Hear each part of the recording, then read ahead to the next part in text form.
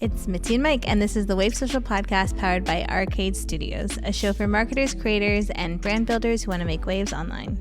We sit down with the experts and tastemakers behind today's up-and-coming brands. Today on the show, we have Valentin Ozich, founder and creative director of the men's premium streetwear brand, I Love Ugly. Yeah, and this is our season 5 finale episode. And this was a big one for me. I feel like, for a little bit of context, a long time ago, I did an Ask Me Anything on my Instagram, and someone asked me what some bucket list guests would be for me on the podcast. And I tagged Valentin and a few other guys that I feel like would be really fun to have on the show, and he responded to my DM, and it took a while, but here we are. We're on a texting basis, and he agreed to come share some of his knowledge. So this is like a bucket list episode for you. Yeah. And it did not disappoint. As a season finale, I think I couldn't be happier for how our conversation went. Yeah, it was super inspiring. It reminded me of one of my favorite books, Shoe Dog by Phil Knight. It's like the journey and like the challenges that he's gone through. And that actually happens to be one of his favorite books too. Yeah, it wasn't easy, but you're going to get that on the episode. But like you said, this is our finale. I feel like this has been a great season for us on Wave Social. It's been different and a bit longer than any other season we've done. And that's kind of intentional because we're hoping to transition to weekly in 2023. Well, what's going to happen before that? I'm going to pop out a baby and then come back to work, hopefully a few months later. So we're taking a break. I'm going to go on mat leave. You're going to juggle. I'm going to be dialed in. Really just trying to keep my head above water until you come back. Exactly. So, yeah, but we got a great team at Arcade, and totally. It's going to be busy because Q4, aside from Mitzi being on mat leave, is always our busiest time of year, just being in the digital space like we are. But we're going to buckle in. We're looking forward to it. I think we're going to accomplish some great goals that we have as a company, as a team. And then we'll just set the table for when you come back in the new year. Yeah, we'll come back stronger than ever before. And if you have any suggestions of episodes or guests that we should have on our show for 2023, we'd love to hear them. You can always reach us via DM on Instagram at Wave Social, or I don't know, send us a good old-fashioned email, I guess, is also possible. But yeah, why not? There's a contact form on our website if you need it. But we're excited to be back in the new year and to go weekly. Finally, it's been a big goal for us for a long time. So I'm excited about that. Yeah, and if you haven't checked us out on YouTube yet, that was something new that we introduced this season that we're proud of. Thanks to our team for making that happen, especially Morgan. But yeah, I don't know. I think it's obvious that this episode was a highlight for me. But what would you say, which episode this past season took you by surprise the most? Ooh, there's so many good ones. I really liked our episode with Charlie. I can't remember what number that was. That was really early. That might have even been the first one. No, it wasn't second the first or third. I can't remember, but it was a really good one. And her business has changed and evolved so much even since we sat down with her. I really liked our episode with Kaylee Reed, which she talked about influencer marketing and the future of like creator economy, things like that, which I feel like is also evolving so much since we've talked to her. But those are two that kind of like come to mind. Yeah, those are some bangers for sure. We'd love to hear your favorites as well and any topics that you'd like us to cover aside from guests like we mentioned. If there's anything specific that you want to learn about, let us know. Totally. Should we introduce Valentin? Go for it. All right. So as an up-and-coming artist in Auckland, New Zealand, Valentin started the company in 2008 out of his bedroom with zero experience in business or fashion. That really does sound like Shoe Dog. I Love Ugly grew from $0 to $10 million in revenue in 7 years. They had a flagship store in LA, in Melbourne, in Sydney, and 4 flagship stores in New Zealand. I can't believe you said Melbourne. Well, that's how you're supposed to say it. No, it's Melbourne. It's not Melbourne. It's Melbourne. Anytime you say Melbourne, people correct you. Yeah, but you're now from I'm saying Australia. Melbourne and I'm getting corrected. Yeah, it's Melbourne. It's weird to say Melbourne. Anyways, Melbourne, Sydney, and 4 flagship stores in New Zealand, plus a big license deal on the table in South Korea. They also had 7 global distributors with over 200 accounts stocking product around the globe. And to cap it all off, an online store that was only getting stronger. And then it almost all went away. Yeah, in our season 5 finale, we talked to Valentin about his journey of bouncing back from near bankruptcy, the importance of working on yourself even more than you work on your business, and the mindset required to achieve ambitious goals and, more importantly, find happiness. Yeah, that mindset stuff really hit me. It was super inspiring. For anyone that doesn't follow him on social, I'd say go follow him on Instagram. It's just his name. But he shares a lot of that mindset and kind of psychology stuff that has really helped him become the business leader and just person that he is today. So hopefully you enjoy the episode. Yeah. See you next season. Here we go. Valentin, thanks for joining us on the show, man. We've been really looking forward to this. Yeah, appreciate it, man. Sorry I was so useless on the DMs. No sweat. No sweat. I got your number now, so I know where to find you. So to set a foundation, we always like to just take it back to the beginning. So if you could just frame out what got you into art and when did you first perceive yourself as an artist? I was always into art, and I've always pretty much, as long as I can remember, I was a creative. My mum had a tendency to identify gifts and talents. I got 5 siblings and all of us. And she said, "Oh, you're so good at this and good at that." And I think that, whoever identifies a skill and they keep complimenting you on that are essentially just harvesting it. So I had that since I was 5 years old. And I just loved it. I gravitated towards it, anything creative, and I was pretty good at it. So identifying myself as an artist or a creative, I suppose I identify myself as a creative, but I'm just a creative person and comes pretty naturally to me. Nice. So as far as like the actual art that you got into, after your mom started to validate some of these abilities that you had and you started to like actually believe it, what kind of art specifically were you interested in? Like what did a canvas or an artboard or whatever it was that you were working on, a sketch pad, like what did it actually look like at the time when you were first getting into this stuff? When I started seriously getting into it, I kind of like more caricature type stuff, and I always gravitated towards street art, not graffiti, but like the characters and whatnot, which they did within that context. And then I started to do that, and then I got into Shepard Fairey, the guy from Obey Clothing, and all his paste up type stuff. And I was like, I really like doing that, so I started doing my own characters and started doing late night paste ups until I started getting in trouble and busted all the time. But I liked that whole process, and didn't really know what I was trying to achieve as such. I drew these characters, and I don't know what I was trying to do. I guess I was trying to get people familiar with my art style, and that basically, that started to open up a whole new world to me. And I used to go, because I live in Auckland in New Zealand, and I used to go over to Melbourne, which is that's notorious for that street art and paste ups and whatnot. I used to go there quite frequently just to get inspired and just to absorb everything. And many times I've tried to move there, but then life got in the way of that. And I think just going through that whole process just allowed me to put my work in a public context, and that way I could say go back the next day, and if the paste ups hadn't been removed, and just review my work and what I could do better. And I guess that skill and doing that translated quite well into when I started getting into clothing later down the track. Yeah, so that's a perfect segue. Like, what was it that just like signaled in your brain one day to be like, okay, I'm going to move on from doing the paste ups to actually putting this on apparel and giving the people the opportunity to wear it? Yeah, I think that paste ups isn't very lucrative. It's illegal, and you have to do it 2:00 in the morning. And I really loved the whole process of doing art and putting it somewhere, having a canvas for it. And I think with clothing, it was just the natural progression, and you could do it legally. You could really scale it. A paste up's not going to really achieve much, but then you can also put that graphic onto a T-shirt and sell 100 of them at the time.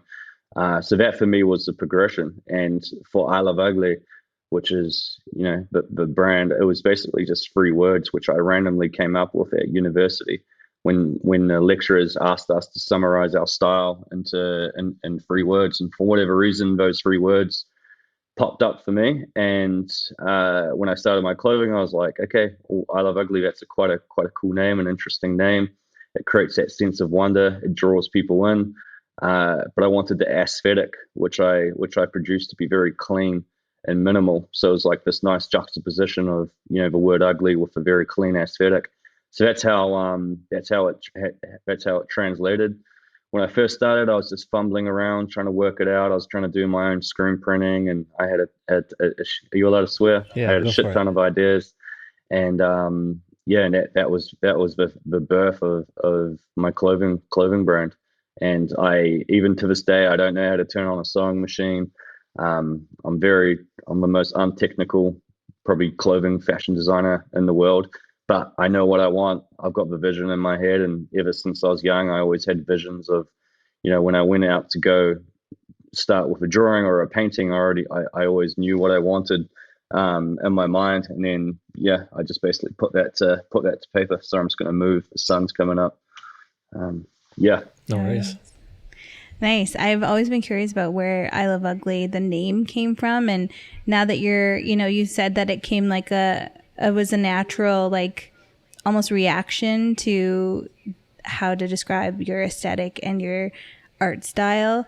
Now, when you think about I Love Ugly and those 3 words, does that still feel like it properly reflects your art style or your art in general? Yeah, I think so. I've always tried to have a view in life and whatever I do, and I try to extrapolate the beauty out of ugly. And I think ugly is subjective, and I always saw things that probably others deemed as ugly, and I saw it as beautiful. I like nowadays, I don't really have time to do art. I still do. Like, one of my dreams is when I finish up in this chapter of my life, I Love Ugly, the clothing. I do want to start to get back into my art. You can probably see in the video all that stuff to the right. That's all my art, and that's just, I put it there as a reminder. It's like, okay, this is what I'm going to do after in my next chapter.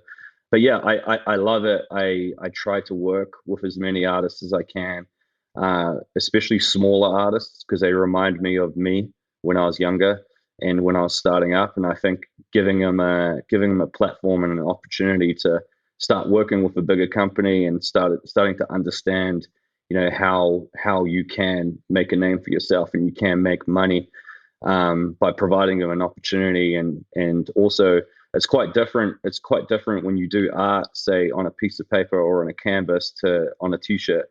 It's like it's a different skill. You gotta adapt with the canvas, and that's what I try to teach a lot of these young guys, and that's why I try to use as many young people and up and comers as I can. And I've got a problem where I've just got even too much art and not enough wall space. So yeah, I love it. It's just like something. It's kind of like the lens which I see the world.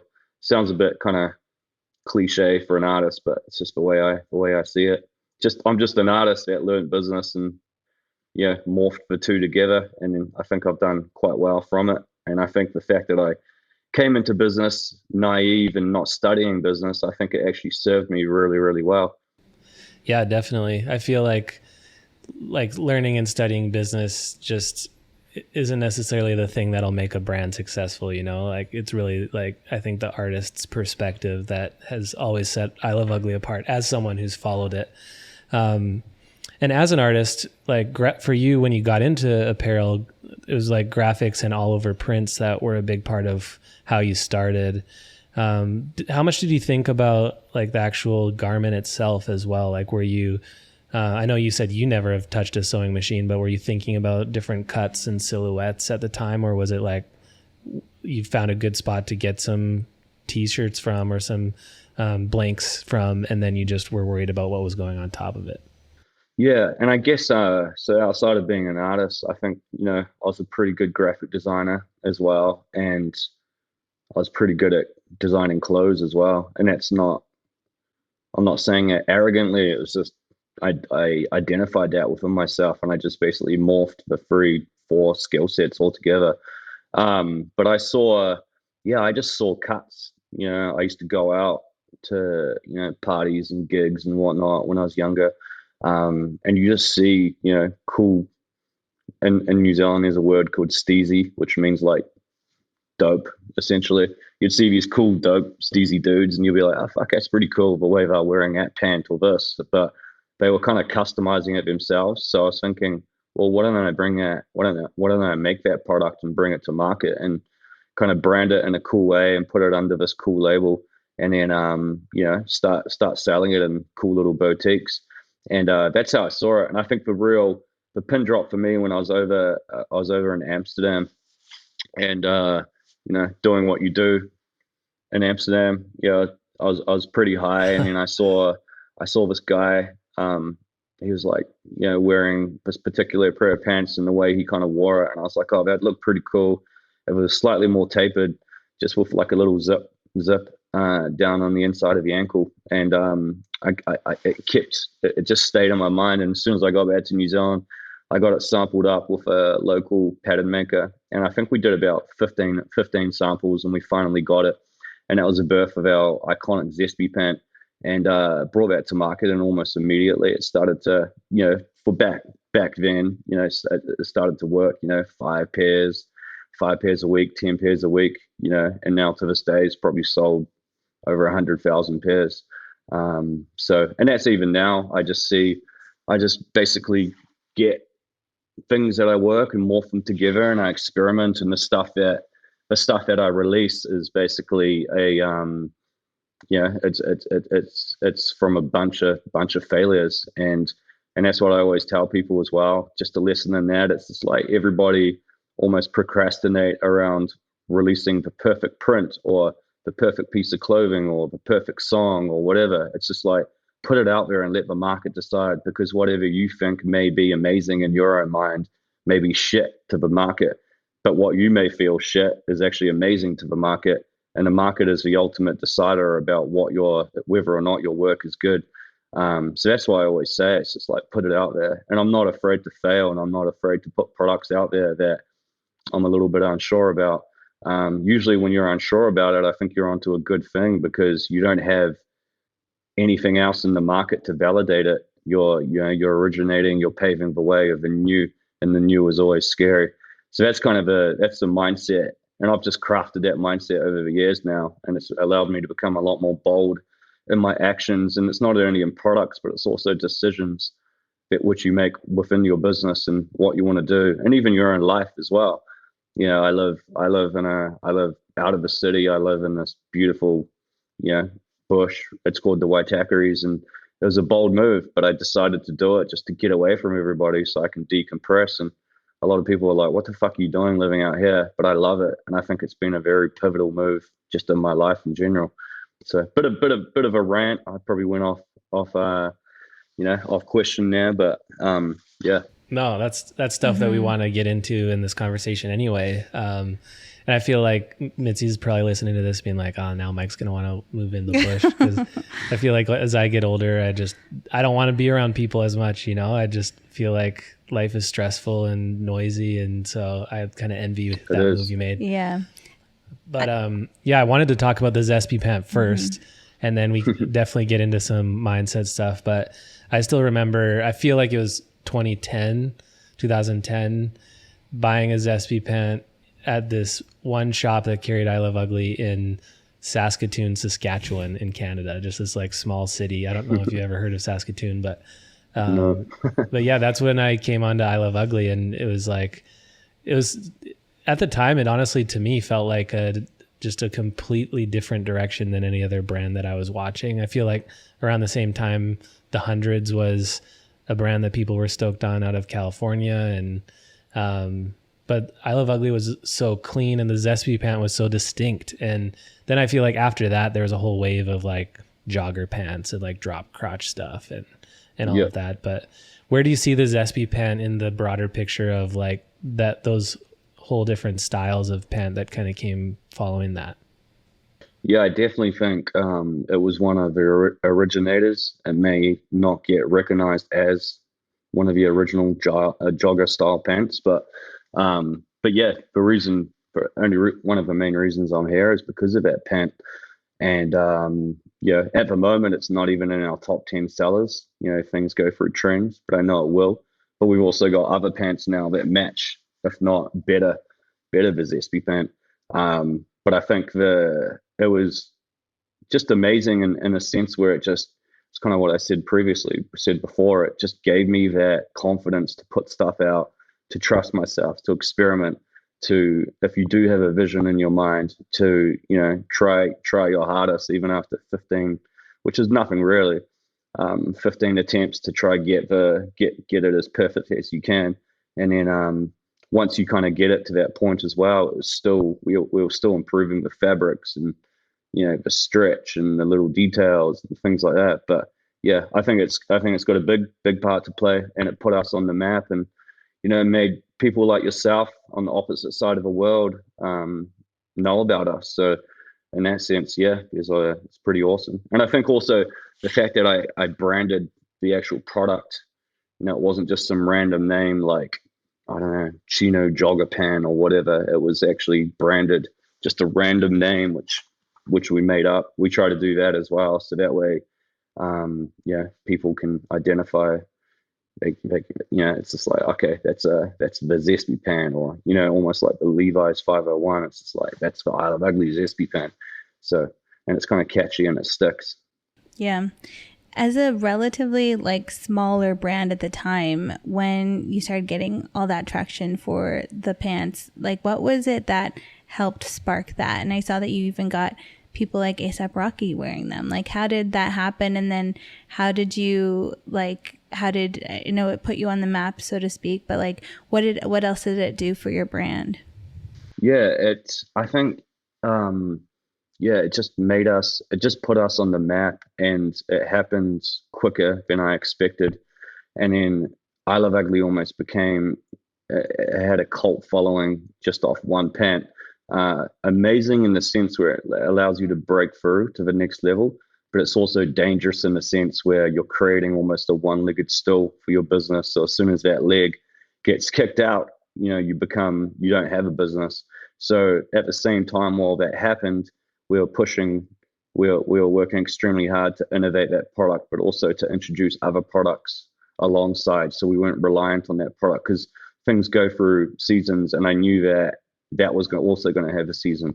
How long that season was, I wasn't 100% sure. It lasted quite a few years and longer than I expected. But that product was great because it started to get since it was innovative, it started to get the attention of stylists. So with the A$AP Rocky, we had his stylist who also styled a bunch of others, and he contacted us and just said, "Hey, look, this pant's great.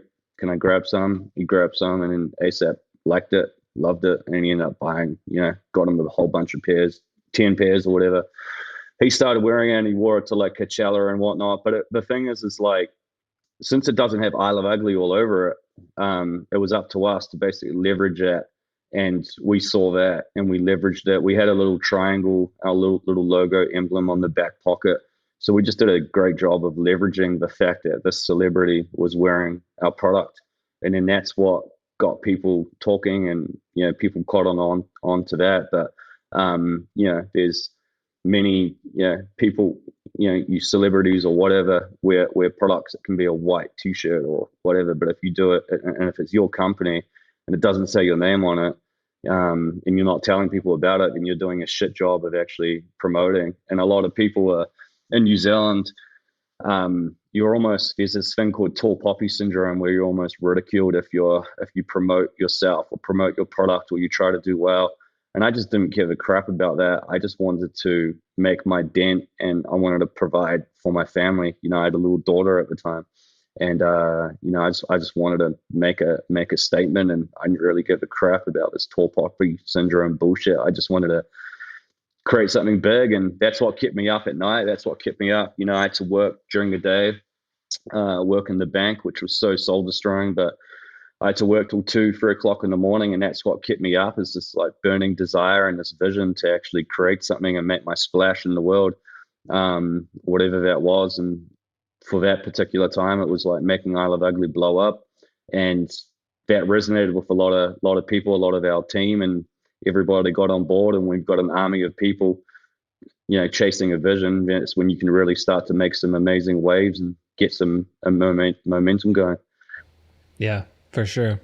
Speaking of people, I feel like for a long time you had a really small team. Like I remember, I think I read something not long after I discovered the Zespy pant about how this brand I Love Ugly that was just on like a major come up just had half a dozen people, and it was like a big thing that you guys were so lean. How long was it like that, and why did you choose to keep it so tight like that? That's another thing in New Zealand is like people don't focus on big teams. It's like, how can we extrapolate the most out of one person and get them doing 5 jobs? It served us really well then, because it kept overheads low. But I think that I don't know. It was just like I was inexperienced in business, and I didn't realize that you have to get specialists. I just thought, okay, this guy's cool. He can figure it out. Go figure it out. And that was our attitude back then. And you had as I said before, you had a lot of people trying to fulfill this vision, which we had, and that were ambitious and chasing this dream. It allowed our team to do a lot and stay lean. Now it's a little bit different, and I got a very different frame of mind around it. But it's also like I talk a lot about vanity metrics, and a lot of people, they measure the success of their business based off these vanity metrics, which is how many Instagram followers they have, or comments they get, or likes they get, or celebrities wearing their stuff. End of the day, that stuff is great, and it probably does play an important role. But it's like, how profitable is your business? Can you walk away from your business for a month, and can it operate without you? Back then, it was a fucking shambles. Like, we probably looked like a $20 million company, and I remember we had this company called JD Sports, which is pretty big over there. They're trying to sue us because they thought we were a $50 million business, because they had a sub brand called the Uglies, which is all these like rugby shirts, recycled rugby shirts repurposed to make this little subline called the Uglies. And they were trying to sue us for copyright and copying their name. I didn't even know about them at the time, and it's because we had this perception that we were much bigger than we were, and that's what we always had. And I think it just went down to, let's look really good, and let's just get the best talent and make people work hard, and that's how we managed to stay really lean. And then we went from being very lean to too bloated, too many people. And I think it's just like an art. You need to get that really balance in place, because it can get you in trouble either way. Yeah, totally. I feel like that's something that I'm constantly thinking about as we build our business, is just like, where's the sweet spot? Because it'd be easy to just like ride the wave and just keep growing. But obviously we don't want to get to that place of being bloated, like you said. And yeah, you obviously experienced that. Like you grew like crazy. You started opening shops. You came over to LA and opened a shop there. That went crazy. And then the growth kind of brought you to a place of some pretty difficult times. So can you talk to us a little bit about that and how you navigated that? Definitely. We grew, from 0 to, I think it was 9 million in 5 years. And we did that. The way I describe it was a couple of boys that have just learned to drive, getting the keys to a Ferrari, but they don't know how to read the dashboard. They don't really know how to drive a machine that powerful, and they don't know how to read road signs. And that's what we were. And we're just speeding around corners. And the thing is like, if you go too fast and you don't know how to control this machine, eventually, you might wrap yourself around the power pole. And it's kind of what happened to us. And we grew damn quickly, and we had opportunities coming left, right, and center. And since we had no experience, we're just saying yes to every single opportunity. So we were doing direct to consumer online. We were doing retail, and we were also doing wholesale. We were doing distribution. We were doing license deals. We had license deals coming at us from South Korea, and we had a party saying, they want to open up 5 I Love Ugly stores. And I guess that, the man that chases 2 rabbits catches none, and we were just chasing 2 rabbits. And I think at the same time, we're stretching ourselves so thin to the point where we were doing nothing effectively. And the main thing, which is dope products and serving our customer and innovating, that was starting to fall to the wayside. All the key metrics, like, wage costs as a percentage of profitability was blowing way out. So we had this fixed overhead that was just unsustainable unless we had these like gigantic sales. So you're basically trying to chase these sales in order to get, in order to pay your overheads. And that's not only stupid, but it's exhausting as well. And I think human beings only have so much energy and so much bandwidth. And the thing is like the way and what we were doing at the time, going over to LA and, we made $1 million profit and blew all that profit the following year on opening up stores in LA and Melbourne and Sydney and looking at New York. It's like, it was just a shambles. And we had no, we were in our late 20s. We had no wise counsel around us because we were too arrogant to listen to anybody. But we had no one with the experience to say, hey, boys, just slow it down. Like, just reconsolidate, get efficient. Let's start becoming profitable. We didn't have any of that. But the thing is like, it is what it is. And I'm the man I am today in the business today because of those experiences. So, but yeah, it was a pretty wild time, but man, I enjoyed it. Yeah. So when the shit hit the fan and you realize like you couldn't keep going like this and you might even lose it all, like lots of people would just peace out at that point. They just call it a day and start over, but obviously you didn't, because here you are today. You still got the brand and it's really strong. So what were some of the quick decisions in the moment that you had to make, and like why did you choose to keep going at that point? Yeah, I've got this thing in me where it's this perseverance and it's this thing where I just never quit, and it may be at my own detriment. Like I tried to do it in my marriage, and it was actually becoming more catastrophic in the end. Like I just wouldn't quit. When my daughter, I had a premature daughter. She's perfectly healthy now, but I know that was nothing to do with it was not in my control, but I just didn't quit. Like I just had this faith, that it will work. And I think I applied that mindset into the brand. And yes, we went through the shit. The bank was recalling everything. We had to pay back $750,000, which was a huge amount of money at the time, in 7 days. And I was like, shit, how did we get here? And at that point, I was solely focused on the creative, and I was pretty naive around the numbers side of the business.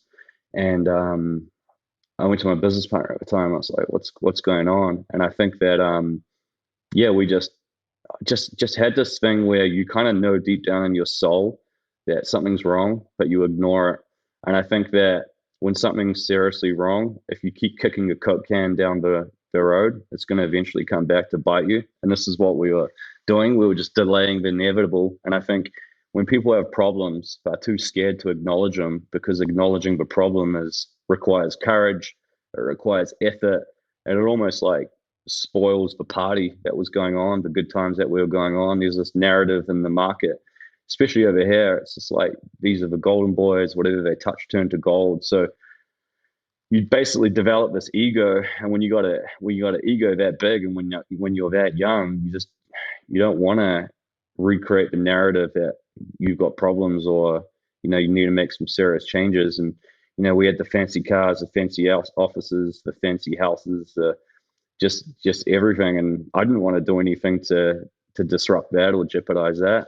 But the thing is like, if you keep delaying that, eventually it's going to bite you, and that's exactly what happened. So I basically, got the meeting from the bank. At that point, I fully took over all conversations with the bank, and I just said, hey, look, I can't pay you back today, but give me 30 days and we'll pay you back. And then when they said, okay, for whatever reason, they gave us a chance, because they just said, hey, look, like the sane thing to do right now is to quit. And you're basically trading recklessly as a director of the company, which can have a bunch of bad consequences.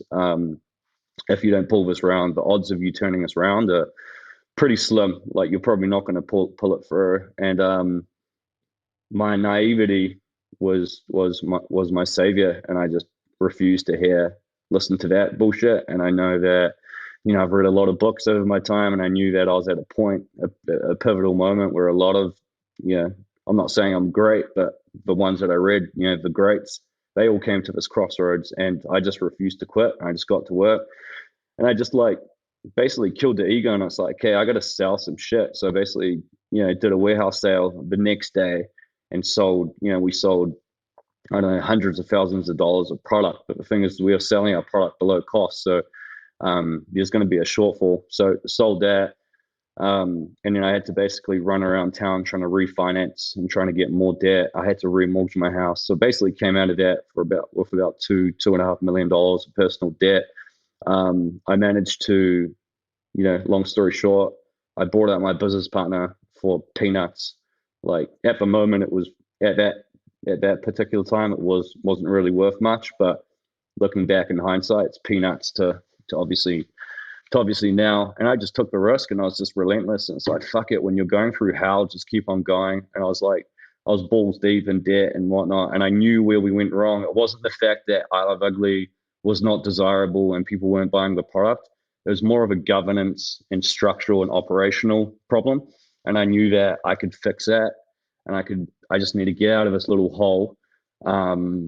I need to get out of this hole. I need to find the right people, make the changes, and I know what to do. And 5 years on, here we are. We're better than ever. I didn't have to sell the company. It's a completely different beast.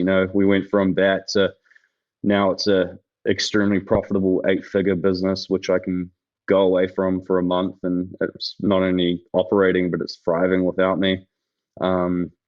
And that's all from that refusal to quit, refusal to give up, belief in myself, having faith in the vision, and being 100% transparent and honest, not only to myself, but to those around me. Because when you're like that and you show vulnerability as a leader, people want to jump on board. And I thought people were going to run for the hills, but since I didn't, and I confronted these demons, a lot of people that resonated with a lot, and they came on board. And I think everybody that purchased product during that time, because I read it, I basically wrote a letter and sent it to our fan base. People were purchasing almost as a support. It's like, well, been buying these pants since I'm 18. I love this brand, so I'm going to support this brand. And if I wasn't vulnerable, if I wasn't honest, I don't think I would have got through it. That's an amazing story and so inspiring. I'm curious, through all this, like, it sounds like you've had to do some major operational restructuring with the team that you had in place, but you mentioned that you wrote your community a letter. Like, how public was this whole journey with like your consumers and your community and the fans that you built? And like, would you recommend that people take that similar stance? Like, being vulnerable and being open about something like this is something like most people would keep to themselves or keep really hidden. Like, there's whole PR campaigns trying to protect founders and companies from sharing something like this. So yeah, just maybe talk to us, like, what was in that letter and how open and transparent were you with the people around you, not just in your organization, but also like the customers that you've built at the time? Yeah, I think a letter, we could, find it today, but I was extremely honest. I just said, we fucked up, we overexpanded, we didn't know what we were doing, we overpurchased products, we were pretty bad and inefficiently operating. And I just wrote the letter, like a heartfelt letter. It's almost like sending it to your other half, or to your brother or someone, but I made it public. So I did that, and I sent it on our mail base. I just put it on our Instagram. I just put it out there, and at that time it was like, well, that's what came to me. That was like my intuition said, it's like, just put it out there. Up until that point, we just portrayed this like perfect image, and perfect doesn't exist. And with I Love Ugly, we're a scrappy, raw organization that tells the truth. And I think telling the truth is always going to serve you, because I think lying is exhausting. And the worst thing you want to do is like give everybody this poor service, but pretending that everything's okay. At least when our shops, weren't packed with stock, and things that were affecting a customer, at least when they had a little bit of context as to why that was happening, They became a lot more forgiving, and people, I think it's refreshing. It's not often you hear from a company that are having problems and we're going to try fix and rectify these problems. Just bear with us, support us, and we promise you that we'll get through it. I think it's pretty refreshing. And I didn't do it because I read that somewhere or anything. I just thought, okay, I'm at the bottom. I'm at the bottom here. Might as well just tell the truth. And let's just die trying. And that's all I did. And people picked up. But at the same time, it wasn't all like a beautiful moment and everyone supporting. We were getting shit left, right, and center. I had employees stealing and trying to take us, because we had to let people go, trying to sue us for personal grievances. And we had just things, I had tons of people trying to basically take me to the debt collectors. And I had, people knocking on our door saying, hey, you need to liquidate this company now, immediately. Multiple people like that. Had to just basically just deal with it. And it just made me man up, and it wasn't enjoyable. It was seriously affecting my health. I thought I was gonna, when I fully signed over and took over the company, moments later, I thought I was gonna die. I was dying of a heart attack, but it was a panic attack. I was 31, and I was driving, and I just felt this like rush come from my body. And I was like, what the hell's going on? Had to pull over, couldn't breathe. And I was like, fuck, this is it. I'm dead, 31 years old, dying of a heart attack because of like trying to pursue this stupid dream. It was just a panic attack in the end. But yeah, so there's some scary moments, very scary moments, but the scary moments are what sculpt us as human beings. And that's like, you can't become a success without getting a few scratches and bruises along the way. Definitely, man. It's admirable. You mentioned that when you were honest and kind of shared that you weren't going to run away from it, that there were people that saw that and wanted to ride with you, kind of wanted to push through with you. I'm assuming some of those were employees, but you also mentioned before, like when you were kind of in this crazy trajectory, that you didn't really have wise counsel. And obviously there's so much difficult stuff that you just rattled off for us, like debt collectors and liquidators and lawsuits and stuff like that. During this time, did you feel like it was just you, or did you feel like there's people that came around you and like supported you or like kind of held you up a little bit?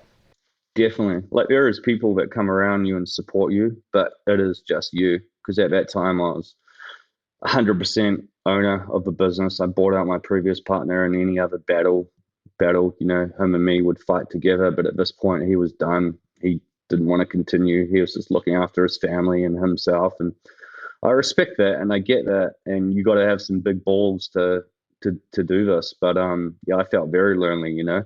Being an entrepreneur is a lonely game, and that's why they gravitate towards each other. It's a secret little club. But yeah, it was scary, and I did feel isolated. Like even my wife at the time, like she couldn't really relate, because it's like, it's hard to relate unless you're actually gone through it yourself, or unless you're part of it.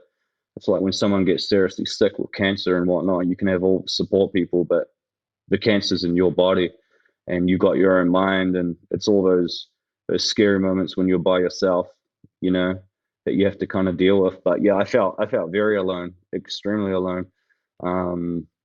But you got through it, And then I think at the moment I took that approach, and I always remembered it. I was like, once I started to rebuild things, I just said, hey, look, I just knew I was a great creative, and I knew that I needed to understand the business side of it, because I think the better you understand the business side of it, the better it's going to translate to the creative. The better creative you are, the better businessman you are. So it was a blessing in a sense where it really exposed me to the ways in which the fashion business runs, and I got to implement a bunch of stuff. And when I got to the point where we could start to crawl back, that's when I started to hire specialists that could just focus on the stuff where not only was I not that good at, but I also wasn't passionate about it, and it was also draining me. my energies as well. So, but yeah, it was very lonely, extremely lonely. Yeah. Now, like looking back on that, you mentioned that you've been able to take time off from your business and it's not just surviving, it's thriving without you. Is that partly because of the team that you've got in place now who are actually specialists in what they're doing? Yes, 100% because of that. Yeah, I've got a team, there's over 40 people now on the team. And they're just incredible. They're expensive, but if you get the people with the right experience that have done this before, but not only on this size, but on greater scale, when they come into our organization, it's just like not a walk in the park, but they've worn these clothes before, they've walked this path Yeah. before. And I think experience just pays dividends. And, if I was now to go to a business, say smaller than Isle of Ugly, that are in a shambles, I just know what to do because I've been there before. And getting the right people now it's just incredible. And you grow quicker, you become stronger, tighter. Yeah, that's how these big companies, how they get you hit a certain threshold and you just start getting momentum, and it's just like, well, nothing can stop us, because you've got Yeah. everything in place. I'm not saying we're invincible because there's constant challenges, like China being shut down for 3 months, and it's like that's our supply chain, that's our oxygen, being cut off. It's like you have to adapt. But when you got the right people, and when you've been through shit before, it's like, okay, I know what to do here. And it's all in the mind. Success in business, and I believe it's 90% psychological. I think 10% of it is the actual tactics and doing the work. The rest of it is in your mind, and it's all between your two ears. And that's why I always tell people, my advice is like, work harder on yourself than you do on your business and than you do on your job, because the person that turns up to that business or that job is going to be far more equipped and far wiser to tackle any issue that may arise. And that's what I do to this day. I still work extremely hard on myself, harder on myself like now than I do actually on the business, if that makes sense. Educate, and that's through everything. Can you tell us what that looks like practically? Like I find it, since we've started this conversation, really fascinating that you're an artist and a creative, but you're so business minded. And for so many artists and creative, that's where they struggle with turning their art into a business that's not just, supporting them, but thriving and growing. That's a really difficult thing to kind of like change your mindset around. But it sounds like you've been really disciplined and intentional about doing that. What are some of the like practical things that you do to kind of set yourself up to have that mindset and learn and develop and keep growing? Yeah. Well, what I did is I didn't want to go to university because I'm not a massive believer in it, because it's like, why would you spend 5 years and 50 hours a week and $70,000 on something where the information and everything has changed significantly from when you started to when you finish? When you basically have, we're so resource and information rich today, where you can get any bit of information you want either for free off YouTube or on Audible or books at the library. So I just basically read business books, like had an insatiable hunger just to learn. And I just read business books, and that's all I did. And I just got the fundamentals down. But then in terms of a mindset stuff, I just basically went on this journey. It's like, okay, it's how can I maintain my energy and my focus and my concentration and for a long period of time? Okay, well, my diet needs to change. I need to stop eating, say, sugar, cut out these carbs that just spike up your insulin levels and you crash an hour later, and then you're moody. Like, I need to stop drinking so much coffee. I need to probably intermittent fast. So I just went on a journey for that. So I typed in Google, how can I maintain energy for longer? And then it just basically opened up this ocean of knowledge. And then I just experimented on myself. I started taking a lot of supplements like nootropics and natural supplements that just like allow me to cognitively function at a high level. I started exercising regularly, cold water exposure, breath work. I started journaling, just emptying my mind and just like becoming a lot more purposeful around what did I want to achieve that day. I didn't focus on achieving tasks. I focused on effectiveness. I started, and I'm a massive promoter of this today, like goals. Writing down goals about what you want to achieve separates you from 99% of people because you're actually telling your brain about what's important to you. So I started doing that, small goals, big goals, audacious goals, health goals, business goals in every sense. And I think, there's a guy called Jordan Peterson, and it's like, if you can get your house, there's no way that you can succeed in your business or anything if you don't have your house in order. So make your bed in the morning, like fucking make your bed, make your room clean, make your house as beautiful as possible. Doesn't mean you have to spend heaps of money, but just make it clean and orderly. And I think if you start that internally, it will start to have huge effects on your life externally.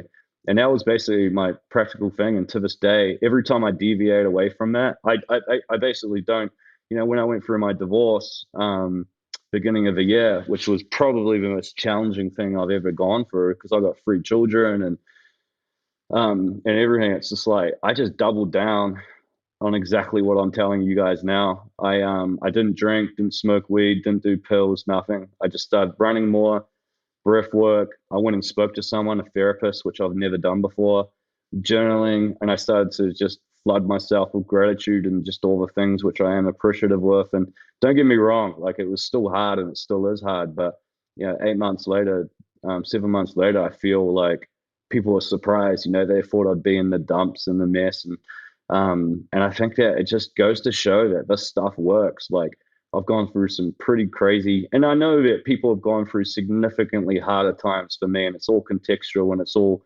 appropriate to the individual. But for me, I've gone through some hard shit that, nearly bankrupt, 2 point whatever million dollars in personal debt, and, premature daughters and severe depression and suicidal and divorces and all this stuff. And I've come out every time better, not bitter, better.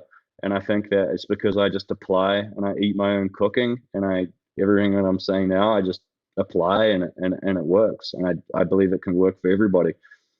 Nature and natural is the best medicine.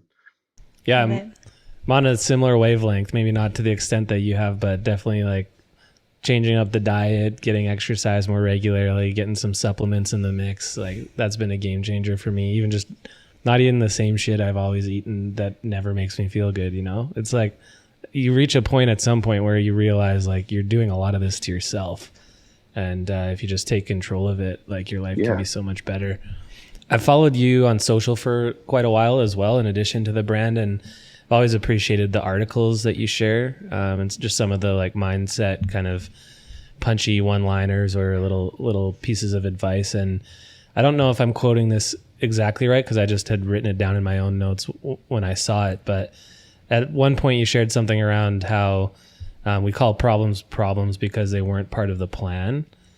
So if you plan to have problems, you change the trajectory of your life. So obviously, like you've experienced some big problems in your business and even in your personal life. And it's safe to say that there'll be more problems. Like that's just how life goes. So how has anticipating problems changed the way you think about the work that you're doing and like the practices that you have personally, and or like when the actual problem happens? Yeah, I think that it's, people get a little, and this isn't my quote, or my words exactly, but it's kind of resonated with me, is like losers react and winners anticipate. And I think that it's like you have to anticipate, if you're alive, if you're standing above ground, you got to anticipate that problems are the sign of life, and you need to become a professional problem solver. And that's all I've become. And that's what I was saying before, like, is like the mindset stuff allows you to become, very stable, steadfast, stoic, and make rational decisions amidst the chaos. You have to find the order in the chaos. And in business and life and work and everything, it's like if you can become a better problem solver, you're going to succeed more. And that's all I've kind of become, is a better problem solver. And now, say for example, we got this new pair of pants, which is kind of like taken over as Zespy's. I don't want to say what it is because you never know who's listening. But anyway, we sold about 1,500 pairs in a few hours, and then we got a repeat and did the same thing. We got another repeat this time around, maybe 4,000 or 5,000 pairs, and we got them air freighted, and with everything going in China, managed to kind of slip it through. And then it was supposed to be on a plane, and we got a call from our supplier that the person that picked it up from the factory and took it to the airport had been pulled over because they were drunk and intoxicated, and the Chinese government has impounded the truck with all our stock. And it's basically not like the factory's lost ownership, so therefore we've lost 4,000 times 160 is a lot of revenue, which we're anticipating to receive in the next 20 days or so. And it's like our production guy was like so stressed about it, and I was just like, it is what it is. Like, what's the solutions? And the guy's like, oh, we're going to do a recut. It's going to take another 25 days, blah, blah, blah. And I was just like, okay, cool. Well, let's just figure it out. Let's put something else in its place. And we know that it's just going to be a bit delayed. But, that's probably a bit of a big deal. But I don't know. I just didn't really see it as a big deal. I just kind of expected. I hadn't really had a problem for a while, and that was a problem. And I kind of expected it. And I was like, oh, problems, here you are. Cool. And maybe because after my break, I was pretty zenned out and whatnot. But just an example of like that, of that sort of stuff. It's not like a major burn the house down type problem, but it's still a substantial problem, and it's going to affect the business. It's going to affect our customers because we told them that this product that was coming, next week, and now it's going to be delayed 3-4 weeks. But so yeah, it's just kind of the way I view it. I just inevitable. It's just part of our existence, and it's just like the sooner you start accepting it and just anticipating for problems to come in any way, shape, or form, probably the better and more happier you'll be. No doubt. Nice. Well, we're getting to the end here of our interview. Thanks so much for this information, being so generous with all your experiences. But we like to ask everyone on the show, and you've given us so much advice already, but if there is one piece of advice that you've been given along the way that has stuck with you, what would that piece of advice be? I think I probably touched on this before, but just focus on what's important. Don't focus on what looks fancy. It's like the focusing on what looking fancy has done for me is just caused me issues. And that's what I mean. It's just like people spend a bomb on like a fancy office and fancy this and fancy that because it makes them look successful.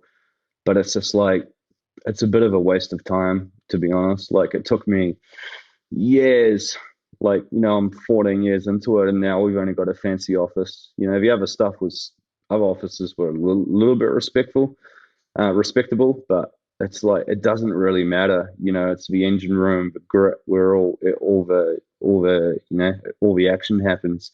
And so I'd say that's like a huge bit of advice, especially for like young startups. Like, I see these young startups and just all this fancy stuff, and it's like, dude, just what are you doing? But anyway, probably that. And then also what I said before, it's like, work on yourself harder than you do on the company, because it's like, once, like, when you've got momentum or when you're motivated, everything is easy. But motivation is like a warm bath, and it's really comfortable and easy, but then it's going to start to cool down, and that's when all the hard, the challenge kicks in. So don't be fueled off motivation. Try to be fueled off like a vision with a good, compelling reason as to why you want to achieve that vision, because it's the why and the compelling reasons that are going to pull you through the difficult, hard times. And a lot of people don't even know why they're doing things. It's like, you ask people, it's like, well, why are you doing this? And they're like, they actually don't know. They're doing it because their parents told them to do the degree, or they're doing it because it's going to make their girlfriend happy. I think if you do that, but ignore why it's important for you, and you've got an important, compelling reason as to why it's important for you, it's going to once again, it's going to probably lead to a bad outcome, and you'll probably build resentment towards the other, and also probably a bit of resentment towards yourself. And life is long, but it's also short. Like, it goes really quickly, and it's just a waste of time doing things for others. Like, I know that sounds very selfish, but end of the day, it is your life, and do something for your own reasons. And if that gets you excited and makes you jump out of bed in the morning, I think you're onto something really good, because it's very rare. Like, it's super common to find, millionaires and even billionaires, but it's actually rare to find a genuinely, authentically happy person that loves what they're doing, that's actually designed their life in a way in which they want to live it. It's extremely rare. So try to be that person. And I think as a result, all the money and all the accolades and all the other stuff will probably come as a result of it. But if it doesn't come, it doesn't even matter, because you are fulfilled. I'll be watching. I watched the Kelly Slater, who's I don't know if you guys know Kelly Slater. Pretty, Yeah. iconic surfer. And I was watching his documentary, and it's the same thing. Like, he kind of found that sweet spot where he's doing what he absolutely loves doing, but he's just found the bonus of, he could make it economically become economically successful and all the other stuff. But even if he didn't have that, he'd still be doing it. And I think that's true. It's just like, obviously we got to put food on the table, and we've got bills and mortgages and all that stuff. I get it. The thing is like, regardless, is start doing that stuff in part time, if need be, and then the quarter time will become half time and 3/4 time, and and eventually you could probably make something of it. So that would be my advice. So, along with all the other stuff I said, yeah. Awesome. Yeah, you've dropped a lot of bangers this episode, so not lacking in advice. The only other thing we like to ask is, aside from I Love Ugly, who in your view is making waves right now, and why? Yeah, I listen to a lot of people, and I think it's also important to gain inspiration out of your industry as well, because a lot of the stuff that we've innovated in, I've just stolen from other industries, and everybody steals. But I think if you apply it to your own industry where it hasn't been done before, all of a sudden it becomes innovative.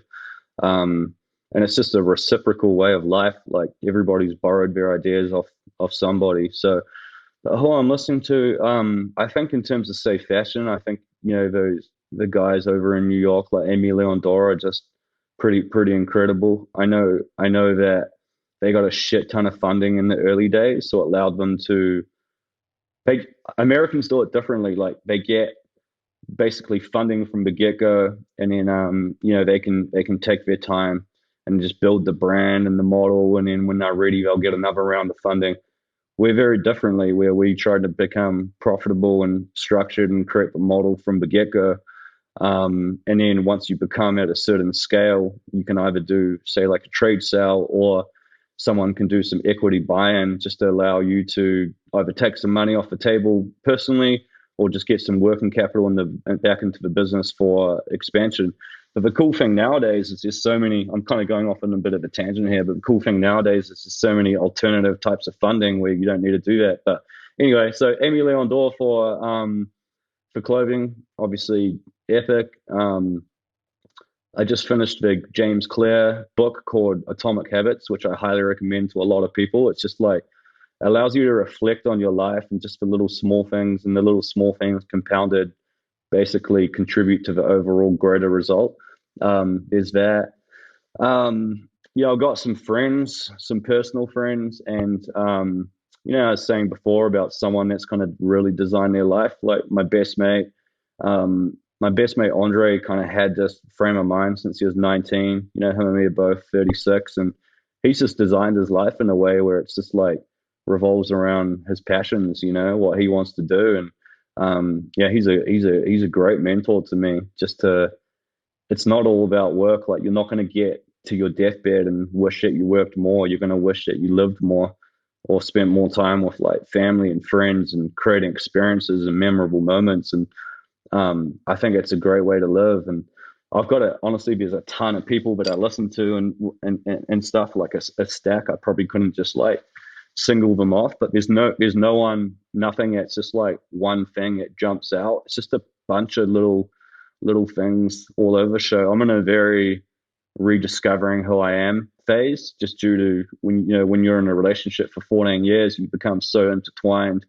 When it's taken away, you're almost undoing and reinventing and redesigning. So I'm an open book at the moment, receptive to everything and anything: music, culture, point of views, style, food, everything and anything. Like, I'm just in that phase of my life. So I've got a stack of just different stuff, but and I'm going through an information absorbing stage. So I'm just like, during this break, I read about 7 odd books and stack of audio and a lot of journaling and just a lot of stuff. So yeah, I don't really know if that's helpful, answers your question, but yeah, there's nothing or no one particular person for me right now. It's just kind of a bit of everything and anything, sprinkles. Awesome. Yeah.